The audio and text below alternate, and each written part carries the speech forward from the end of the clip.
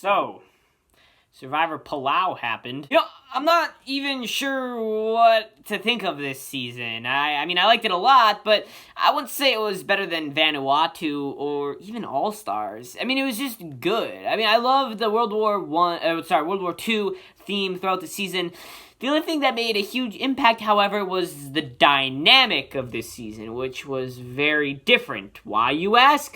Well, because for the first and only time in Survivor history, one tribe did a clean sweep of the other tribe in the pre-merge. Now, this wasn't a perfect pagonging, as Koror did have to go to one tribal council because of a double elimination, and other things that happened after the merge that I'm not going to get into until the next part of this review, part 2, I mean. Anyways, let's just take a look at the absolute train wreck that is Ulong. I mean, this tribe was garbage. It makes Maraamu, Sukchai, and Morgan look like some of the best tribes ever. Just to show how bad this tribe was, let me read off a list of the members who made it to the merge. Stephanie. But before we talk about her, we need to talk about the bottom 8, as we could call them. Wait, I just forgot about something. When the castaways were sorted into Koror and Ulong, like right before that, there were 20 players, but only 18 made it to tribe mats, meaning that 2 were left out and sent home before the game even really began. Those 2 were Wanda Shirk and Johnathan Libby. Now it's obvious the reason why Wanda didn't make it, as she almost didn't help at all when initially rowing the castaways to shore, and had a weird thing with singing Survivor-themed songs she seemed to come up with as she went. As for Johnathan, I'm not really sure. If I were to guess, I'd say that it would be because he jumped out of the boat first after hearing that the first man and woman to shore would be the first to win individual immunity. But then again, so did Stephanie, and, well, look what happened with that.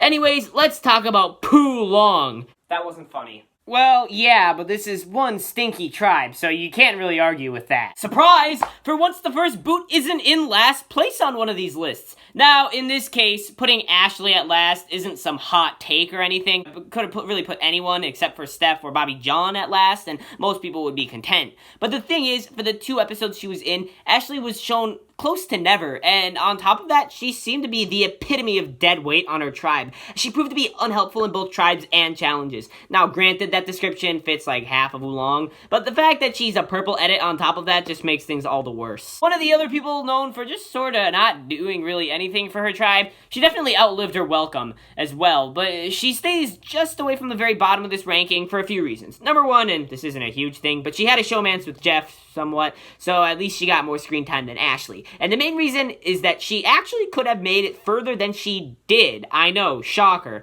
But in episode 4, where she does go, Angie and Stephanie toy with the idea of keeping Kim in favor of voting out James, who was starting to annoy Ulong in classic James fashion. The women also worry that it may come down to the battle of the sexes if James, Ibrehem, and Bobby John team up, so it would be good to have an extra number or 2 on their side. With all that said and done, she was still enough of a waste of space on the tribe that she was voted out anyways. James is like pineapple on pizza. You either love him or you hate him, and most people hate pineapple pizza. I, for one, actually like pineapple pizza, but I don't like James. He sort of took the position of the leader of Ulong, which started off fine as he was providing the team morale Ulong desperately needed, but once it became clear that Ulong was a lost cause, his attempts to boost the spirits of the tribe became fruitless, and his leader energy was beginning to morph into a pestilence of the remaining Ulong. They kept him around until after the double elimination, but of course Ulong was right back at tribal council the next episode, and they finally decided to overthrow the king of Ulong. See, we've seen this kind of player type in James before, namely in Michael Scoopin in the Outback, but at least Scoopin had the strength and skills to back up his big personality. James was less righteous and less regal than Scoopin, at some point almost like a fly Ulong couldn't get rid of, which is ironic considering all the chances they had to get him out, and, you know, he also greatly underperformed for his status as the tribe leader. He got thrown around like a rag doll in quite a lot of competitions. I know I put the first boot rather high. Notice that I put first boot in air quotes because technically Wanda and Johnathan were the first boots, but considering they didn't even get to be a part of the tribe, I'm counting Jolanda as the first boot, as she's even voted out in the first episode still. See, before James was the king of Ulong, Jolanda was the queen. She was the first woman to reach the beach and win immunity, and along with that twist, she started the schoolyard pick'em draft of Ulong, so she kinda was like the tribe leader at first. From there, she did take charge of the tribe, but here's the thing. She wasn't that great at challenges. After the first immunity challenge, which take a guess how that ended for Ulong, Jolanda campaigned to get Angie out as she appeared to be the weakest link to her. Little did she know that there were some people who thought she was the weakest link. Stephanie and Angie were able to ring enough people in to vote with them, and Jolanda was gone just like that. I put her higher up than some others because I saw more potential in her than other first boots. And like John in Thailand, I feel like she was voted out because the rest of her tribe didn't like her specifically as the leader, which is kind of unfair, and I think she would have done, she's one of the first boots that I think would have done a lot better in like other seasons. I liked Ibrehem at first. He seemed to be one of the only likable people from Ulong. He seemed to be helpful and respectful, yet very quickly he turned out to be a physical detriment to his tribe and was even targeted for this very reason at the double elimination, but was saved from Karor when told when Karor was told to vote for who they wanted to transfer immunity to on Ulong. They all voted for Ibrehem as they knew that they would send that would send Ulong scrambling to find someone else to vote off. Big brain time.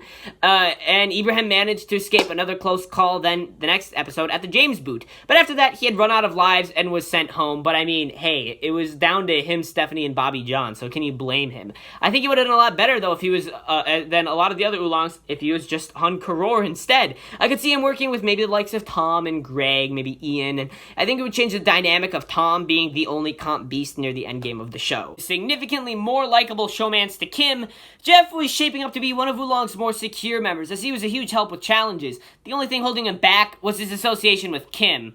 Then comes episode 3, and everything falls apart for him. Walking across the beach in the dark, he slipped on a coconut and twisted his ankle. He was a real trooper about it and tried to not let it drag him down, but the next immunity challenge was conveniently a physical challenge. Not only that, but it was that one where you had to, like, run, like, around, like, laps around that, like, shallow end of the tide, holding, like, bags of sand, and it was like a long game of tag. It looked torturous. Of course, after they lose, he urges his team to vote for him, as he will only be holding them back going forward, and he does go in one of the most disappointing boots I've ever seen. But I mean, he did what he had to do. Now, once again, if only he didn't get hurt, I think he would have done much better, even considering the fact that he was in a showmance with Kim. I think he likely makes it to the final 4 along with Ibrehem, Steph, and Bobby Jon. Does he make it to the merge? I don't necessarily know. I think if he does, he makes it further in than Steph does, but I still think that no Ulong wins no matter the circumstance, so does it even matter? Bobby Jon was never in any threat to of going in the pre-merge, except for that one time where he did receive a ton of votes, but like, why? I barely even remember that. He was aligned with both men and women alike on Ulong, and he was easily the hardest working member of Ulong. He just really was playing a pretty decent social game. Once the numbers really started to dwindle down, his alliance with Stephanie grew stronger until it was just them left, which is where the effects of the game really began to take their toll on him, especially in the hygiene department. What's that? Ulong loses immunity when there's only 2 of them left? Of course they did! But what does this mean now? They can't just, their votes would cancel each other out. Have we learned nothing from every final 3 ever? I can't wrap my head around it. Well, it's obviously not a normal voting scenario, because, you know, voting with 2 is essentially impossible, so they had to resort to something they've never before seen on Survivor, but now something that happens all the time. A fire-making tiebreaker. Stephanie ultimately wins this and sends Bobby Jon home by default, and I think it was this boot that shows just how unfairly matched this season was for Ulong. Like, wow. She had the best rags to riches story out of anyone on this tribe, which is impressive alone that any Ulong could have had one at all. She started off as a sort of social pariah, worrying if she was at the bottom of the barrel of Ulong. She was almost targeted at the first tribal council, but after that she really hits her stride, turning into a competition beast and beginning to strategize with the rest of her tribe. And she rides this high until the double elimination. Remember when I said earlier that Karor chose to give their immunity to Ibrehem so that they'd have to find someone else to vote out? Well, that person may or may not have been Angie. That vote ended in a 3-3 tie between Angie and Bobby Jon? Huh. In which then in the reboot, someone, I want to say it was Stephanie, but comment below if it was someone else, I'm pretty sure it was Stephanie though, switched her vote from Bobby Jon to Angie, sending her home in probably the saddest vote I've ever seen. And what makes this even sadder is that just recently last year, Angie passed away and in real life, and that's just really sad. I mean, was there any doubt in any of your minds that she'd be number 1? she's the truly only candidate for that #1 spot. She played the game better and harder than any of her fellow Ulongs, even some Karors, dare I say, and she killed it in the challenges. She was a real diamond in the rough the way she was playing. It didn't feel like she was on Ulong at all, really. Fittingly enough, she survives enough tribal councils to become the last Ulong standing, coming back to camp for one long and terrifying night alone at the now ghost town of Ulong Beach. The next day is the merge, which was really more like Karor absorbing her as the merged tribe remained Karor and kept the same buffs and colors. Interestingly enough, had they had a normal merge, the tribe colors and the buff colors would have been green, and the buffs that season had like a camouflage pattern because, war, and it would have looked really cool because it would have been like fatigues. But anyways, you'd think that Stephanie would be the first to go, as she's the new kid in town. Well, the remaining Karors were a lot more fractured than at face value, so she sort of played those cracks for a little bit. However, that may have worked for Chris in the previous season, but it just wasn't in the cards for Steph. She was voted out in 7th place, which is pretty good considering she was an Ulong. So there you have it. This tribe sucked and most of the players on it were forgettable and unlikable. But even among those distasteful players, there were a few good ones, and even some forgettable ones that I believe to be slightly underrated, dare I say. Stay tuned for the part 2 where I rank the castaways from Karor, which I guess by contrast is one of the best tribes in Survivor history. Like, comment, subscribe. I'll see you later for that, I guess.